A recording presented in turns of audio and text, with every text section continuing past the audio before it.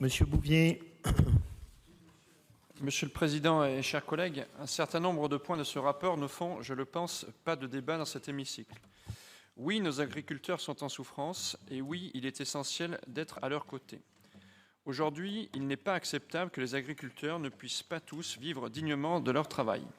À ce sujet, je souhaiterais souligner ici l'échec des lois Egalim qui n'ont pas tenu leurs promesses face à la grande distribution qui rafle toutes les marges et qui ne permettent pas aux agriculteurs de couvrir l'ensemble de leurs charges dans un contexte de forte inflation. Aussi, nous devons toutes et tous travailler à un vrai partage de la valeur de la fourche à la fourchette.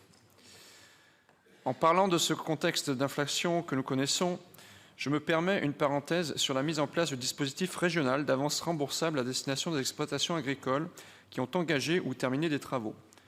Face à l'inflation, au renchérissement des taux d'intérêt et des coûts des prêts bancaires, de nombreuses exploitations agricoles font face à de lourds problèmes de trésorerie. Cette mesure va donc dans le bon sens et, comme je le disais, elle est celle qui ne font pas débat. Pour continuer, j'aimerais aussi dire qu'il n'est pas acceptable que des produits importés ne respectent pas les normes européennes et les usages en matière de pesticides. Mais contrairement à ce que vous énoncez dans la délibération, et je l'affirme haut et fort ici, les causes de la souffrance du monde paysan sont moins les normes que les dérégulations, les marges abusives et la concurrence déloyale. Et c'est là que mon discours tranche radicalement avec le vôtre, Monsieur le Président. Non, les difficultés majeures des agriculteurs ne sont pas imputables au pacte vert européen, au verdissement de la PAC ou aux normes environnementales. Cette crise est avant tout économique et commerciale. À l'heure où les géants de l'industrie et de la distribution agroalimentaire mènent une guerre des prix toujours plus forte, et où des accords de libre-échange tels que celui ratifié avec la Nouvelle-Zélande ou celui en cours de négociation avec le Mercosur permettent d'importer des productions ayant recours à des pesticides pourtant interdits en France. Ne nous trompons donc pas d'ennemis. La prospérité de l'agriculture française s'est bâtie dans le cadre de l'Union européenne et ne pourra perdurer sans elle.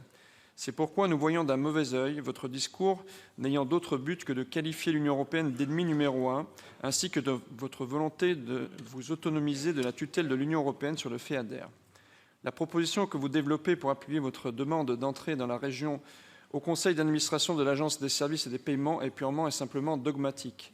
Concernant la fixation des taux de contrôle annuels, votre demande est ahurissante. Fixer les taux de contrôle annuels, c'est, je le rappelle, un pouvoir régalien et aucunement une compétence de la région.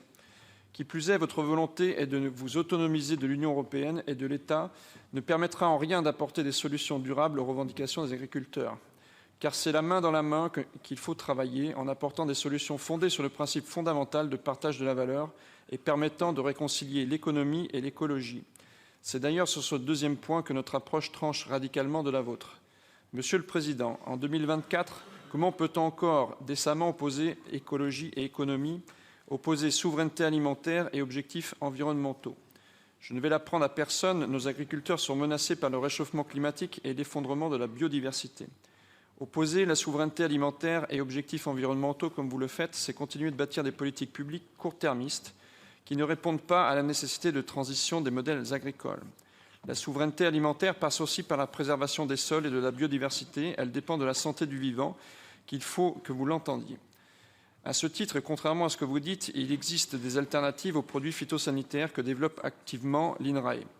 Mais enfin, les mettre en place, il faut se donner les moyens politiques et économiques de les soutenir. Ainsi, Monsieur le Président, nous vous appelons à soutenir la transition des modèles productifs et des filières et mettre les moyens nécessaires à cet effet. Il n'est plus l'heure d'opposer objectifs environnementaux et souveraineté alimentaire, mais il est l'heure de considérer les deux comme indissociables. Et cela dans toutes les politiques que nous pourrons mettre en œuvre, c'est-à-dire l'accompagnement à l'investissement, bien sûr, mais également l'accompagnement à l'installation.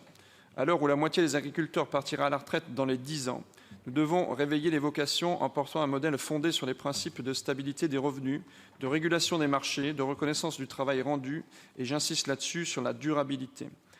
Pour reconquérir notre souveraineté alimentaire, je suis intimement persuadé que nous devons préserver la qualité de l'agriculture française pour aller vers le mieux-disant et non l'abaissement des normes protectrices de nos écosystèmes et de la santé humaine. Une réflexion en profondeur doit être poursuivie dans ce sens, car les deux enjeux sont, comme je le disais, indissociables. Nous espérons que nous serons entendus et que vous serez au rendez-vous. Je vous remercie.